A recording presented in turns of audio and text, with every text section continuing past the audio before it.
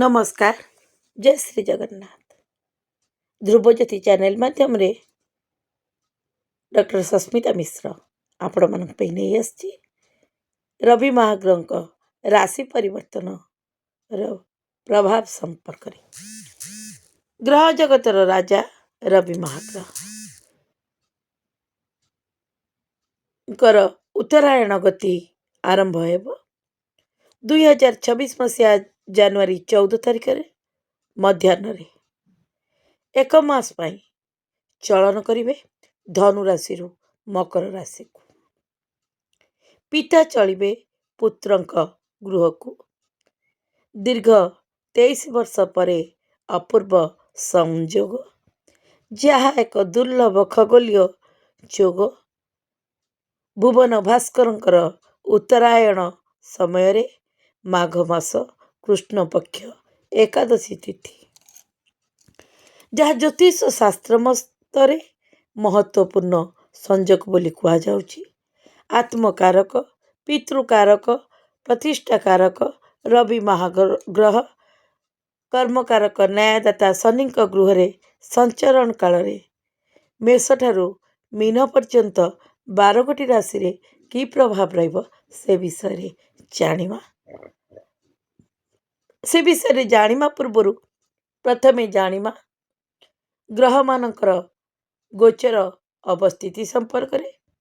देवगुरु बृहस्पति मिथुन राशि रे, केतु सिंह राशि रे, बुध मंगल धनु राशि रे, रवि शुक्र मकर राशि रे, राहु कुंभ राशि रे और शनि मीन राशि रे।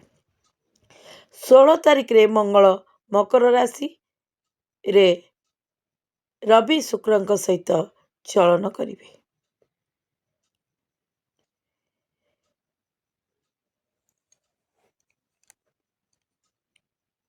तेबे वर्तमान जानिमा कालपुरुषर 12 गोटी राशि कि प्रकार प्रभाव रहिबो।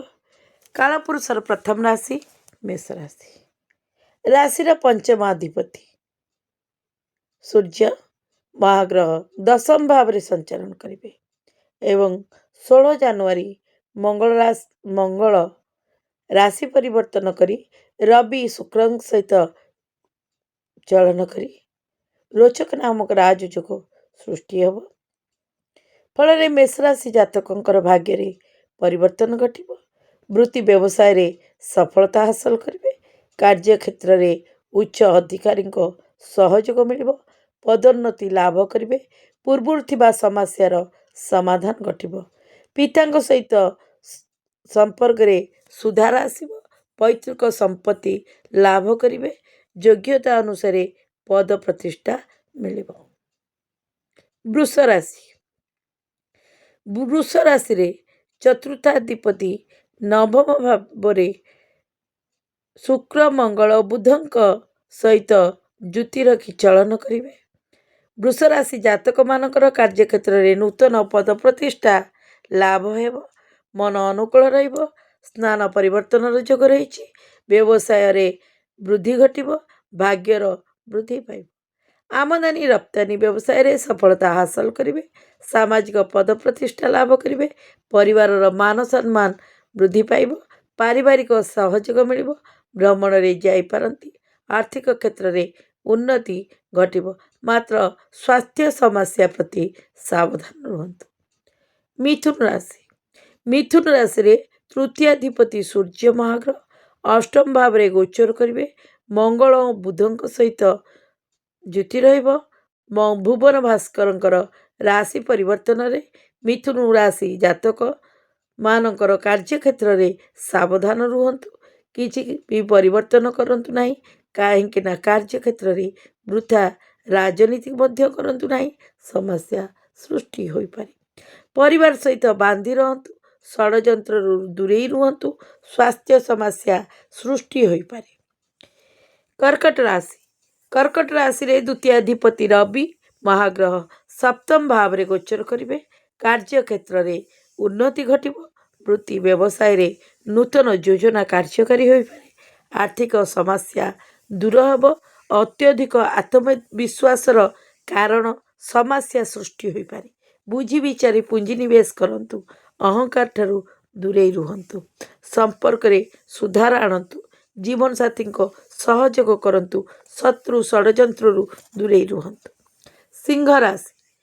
ସିଂହ ରାଶି ଲଗ୍ନାଧିପତି ସୂର୍ଯ୍ୟ ସିଂହ ରାଶିରେ ଷଷ୍ଠ ଭାବରେ ଗୋଚର କରିବେ। ପରିବାରରେ ଶୁଭ କାର୍ଯ୍ୟ ଅନୁଷ୍ଠିତ ହେବ। ପୂର୍ବରୁ ଥିବା କୋର୍ଟ କଚେରୀ ମାମଲାରୁ ମୁକ୍ତି ମିଳିପାରେ। କାର୍ଯ୍ୟକ୍ଷେତ୍ରରେ ଅନୁକୂଳ ବାତାବରଣ ସୃଷ୍ଟି ହେବ। କାର୍ଯ୍ୟକ୍ଷମତାରେ ବୃଦ୍ଧି ପାଇବ। ଶତ୍ରୁ ଦମନ ହେବେ। ରାଜନୈତିକ କ୍ଷେତ୍ରରେ ପଦପ୍ରତିଷ୍ଠା ବୃଦ୍ଧି ପାଇବ। ବୃତ୍ତି ବ୍ୟବସାୟରେ ଆୟରେ ବୃଦ୍ଧି ଘଟିବ। ନକାରାତ୍ମକ ପ୍ରଭାବ ଠାରୁ ଦୂରେଇ ରୁହନ୍ତୁ। ସ୍ୱାସ୍ଥ୍ୟ ସମସ୍ୟା ସୃଷ୍ଟି ହୋଇପାରେ। ଧୋକା ପ୍ରତି ସାବଧାନ ରୁହନ୍ତୁ। କନ୍ୟା ରାଶି। କନ୍ୟା ରାଶିରେ ଦ୍ୱାଦଶାଧିପତି ସୂର୍ଯ୍ୟ ପଞ୍ଚମ ଭାବରେ ସଞ୍ଚରଣ କରିବେ। ସମ୍ପର୍କ, ସନ୍ତାନ, ବୃତ୍ତି ବ୍ୟବସାୟ, ବୁଦ୍ଧି ବିଚାର ପ୍ରତି ସାବଧାନ ରୁହନ୍ତୁ। ଦୈନନ୍ଦିନ ଜୀବନ ଚର୍ଚ୍ଚାରେ ବୃଦ୍ଧି ପାଇବ। ମନ ପ୍ରଫୁଲ୍ଲ ରହିବ। ପରିବାରରେ ଗୁରୁଜନଙ୍କୁ ସମ୍ମାନ କରନ୍ତୁ। ବୃତ୍ତି ବ୍ୟବସାୟରେ ନୂତନ ଯୋଜନା କାର୍ଯ୍ୟକାରୀ ହୋଇପାରେ। ଆୟରେ ବୃଦ୍ଧି ପାଇବ। ଆର୍ଥିକ କ୍ଷେତ୍ରରେ ଉନ୍ନତି ଘଟିବ। ଶିକ୍ଷା କ୍ଷେତ୍ରରେ ସଫଳତା ଲାଭ କରିବେ। ତୁଳା ରାଶି। ତୁଳା ରାଶିରେ ସୂର୍ଯ୍ୟ ମହାଗ୍ରହ ଏକାଦଶ ଅଧିପତି ହୋଇ ଚତୁର୍ଥ ଭାବରେ ଗୋଚର କରିବେ। ସୁଖ ସମୃଦ୍ଧି ବୃଦ୍ଧି ପାଇବ। ଯାନବାହନ ପରିବର୍ତ୍ତନର ଯୋଗ ରହିଛି। ଭୂମି, ଭବନ, ବାହନ ଆଦି ଭୌତିକ ସୁଖ କ୍ରୟ କରିପାରନ୍ତି। ବୃତ୍ତି ବ୍ୟବସାୟରେ ପରିବର୍ତ୍ତନର ଯୋଗ ରହିଛି। ମାତାଙ୍କୁ ବା ମାତା ତୁଲ୍ୟ ବ୍ୟକ୍ତିଙ୍କୁ ଅପମାନ କରନ୍ତୁ ନାହିଁ। ବୃଥା ବ୍ୟୟ କରନ୍ତୁ ନାହିଁ। ବିବାଦୀୟ ଭୂମିରେ ପୁଞ୍ଜି ନିବେଶ କରନ୍ତୁ ନାହିଁ। ଖାଦ୍ୟ ପାନୀୟରେ ସାବଧାନ ରୁହନ୍ତୁ। ସ୍ୱାସ୍ଥ୍ୟ ପ୍ରତି ଧ୍ୟାନ ଦିଅନ୍ତୁ। ବୃଶ୍ଚିକ ରାଶି। ବୃଶ୍ଚିକ ରାଶିରେ ଦଶମାଧିପତି ରବି ମହାଗ୍ରହ ତୃତୀୟ ଭାବରେ ଗୋଚର କରିବେ। ପରାକ୍ରମରେ ବୃଦ୍ଧି ପାଇବ। ଛୋଟ ଛୋଟ ଯାତ୍ରାରେ ସଫଳତା ଲାଭ କରିବେ। ବୃତ୍ତି ବ୍ୟବସାୟରେ ସଫଳତା ମିଳିବ। ପରିବାରରେ ମାଙ୍ଗଳିକ କାର୍ଯ୍ୟ ସମ୍ପନ୍ନ ହେବ। ପୂର୍ବରୁ ଥିବା ସ୍ୱାସ୍ଥ୍ୟ ସମସ୍ୟା ପ୍ରତି ସାବଧାନ ରୁହନ୍ତୁ। ବିରୋଧୀ ହତାଶ ହେବେ। ଭାଇ ଭଉଣୀଙ୍କ ମଧ୍ୟରେ ମଧ୍ୟ ମତଭେଦ ସୃଷ୍ଟି ହୋଇପାରେ। ଧନୁ ରାଶି। ନବମାଧିପତି ସୂର୍ଯ୍ୟ ମହାଗ୍ରହ ଦ୍ୱିତୀୟ ଭାବରେ ଗୋଚର କରିବେ। ଆତ୍ମମନ୍ଥନର ସମୟ। କାର୍ଯ୍ୟକ୍ଷେତ୍ରରେ ପ୍ରଭାବଶାଳୀ ବ୍ୟକ୍ତିଙ୍କ ସମ୍ପର୍କରେ ଆସିବେ। କାର୍ଯ୍ୟକ୍ଷେତ୍ରରେ ଅନୁକୂଳତା ସୃଷ୍ଟି ହେବ। ସମ୍ପର୍କରେ ମତଭେଦ ପ୍ରତି ଧ୍ୟାନ ଦିଅନ୍ତୁ। ମାତା ପିତାଙ୍କ ସହିତ ସମ୍ପର୍କରେ ସୁଧାର ଆଣନ୍ତୁ। ଅହଙ୍କାରକୁ ନିୟନ୍ତ୍ରଣ କରନ୍ତୁ। ମକର ରାଶି। ମକର ରାଶିରେ ସୂର୍ଯ୍ୟ ମହାଗ୍ରହ ନବମାଧିପତି ହୋଇ ଲଗ୍ନ ଭାବରେ ଗୋଚର ଅଷ୍ଟମାଧିପତି ହୋଇ ଲଗ୍ନ ଭାବରେ ଗୋଚର କରିବେ। ଧୈର୍ଯ୍ୟ ଧରନ୍ତୁ। ସକାରାତ୍ମକ ରୁହନ୍ତୁ। କାର୍ଯ୍ୟଶୈଳୀ ଅତ୍ୟଧିକ ଆତ୍ମବିଶ୍ୱାସ ଉପରେ ଧ୍ୟାନ ଦିଅନ୍ତୁ। ମିତ୍ରମାନଙ୍କ ପ୍ରତି ସାବଧାନ ରହି ନିଜ କାର୍ଯ୍ୟ ଉପରେ ଧ୍ୟାନ ଦିଅନ୍ତୁ। ନୂତନ ଯୋଜନା କାର୍ଯ୍ୟକାରୀ ହୋଇପାରେ। ମାତ୍ର ଯାତ୍ରା କରିପାରନ୍ତି। ଆଇନ ଅଦାଲତ ମାମଲାରେ ଜଡ଼ିତ ହୋଇପାରନ୍ତି। ସ୍ୱାସ୍ଥ୍ୟ ପ୍ରତି ସାବଧାନ ରୁହନ୍ତୁ। କୁମ୍ଭ ରାଶି।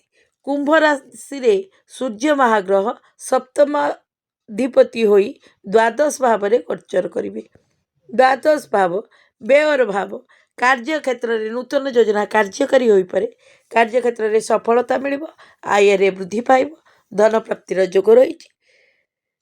ଭବିଷ୍ୟତ ସମ୍ବନ୍ଧିତ ଯୋଜନା କାର୍ଯ୍ୟକାରୀ ହୋଇପାରେ। ବୃଥା ବ୍ୟୟ ବୃଦ୍ଧି ପାଇବ। ବୃତ୍ତି ବ୍ୟବସାୟରେ ସାବଧାନ ରୁହନ୍ତୁ। ଜୀବନସାଥୀଙ୍କ ସହିତ ଚାଲନ୍ତୁ। ଭାବନାତ୍ମକ ବିଚାର ଠାରୁ ଦୂରେଇ ରୁହନ୍ତୁ। ମୀନ ରାଶି। ମୀନ ରାଶିରେ ସୂର୍ଯ୍ୟ ମହାଗ୍ରହ ସପ୍ତମ ଭାବର ସ୍ୱାମୀ ହୋଇ ଆର୍ଥିକ କ୍ଷେତ୍ରରେ ଉନ୍ନତି ଘଟିବ। ସମ୍ପର୍କରେ ସୁଧାର ଆସିବ। ପୂର୍ବରୁ ଥିବା ସମସ୍ୟାର ସମାଧାନ ଘଟିବ। ମିତ୍ର ଶତ୍ରୁବତ୍ ବ୍ୟବହାର କରିବେ। ତଥାକଥିତ ମିତ୍ରଙ୍କ ଠାରୁ ସାବଧାନ ରୁହନ୍ତୁ। ଏ ଥିଲା ମକର ରାଶିର ମକର ମାସର ମେଷଠାରୁ ମୀନ ପର୍ଯ୍ୟନ୍ତ 12ଗୋଟି ରାଶିର ପ୍ରଭାବ। ଏହି ପ୍ରତ୍ୟେକ ରାଶି ସମୟକୁ ଅନୁକୂଳ କରିବା ପାଇଁ ପ୍ରତ୍ୟେକ ଦିନ ପ୍ରାତଃ କାଳରେ ସୂର୍ଯ୍ୟ ଭଗବାନଙ୍କୁ ତମ୍ବା ପାତ୍ରରେ କଳା ରାଶି ଦେଇ ଜଳରେ ମିଶ୍ରିତ କରି ଲାଲ ପୁଷ୍ପ ଗୁଡ଼ ମିଶ୍ରଣ କରି ଅର୍ଘ୍ୟ ଅର୍ପଣ କରନ୍ତୁ ଏବଂ ସମୟର ସୁଧାର ଆଣନ୍ତୁ।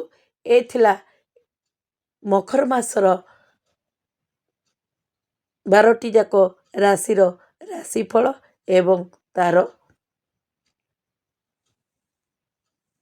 ପ୍ରଭାବ।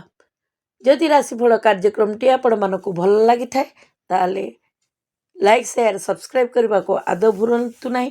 ନମସ୍କାର। ଜୟ ଶ୍ରୀ ଜଗନ୍ନାଥ।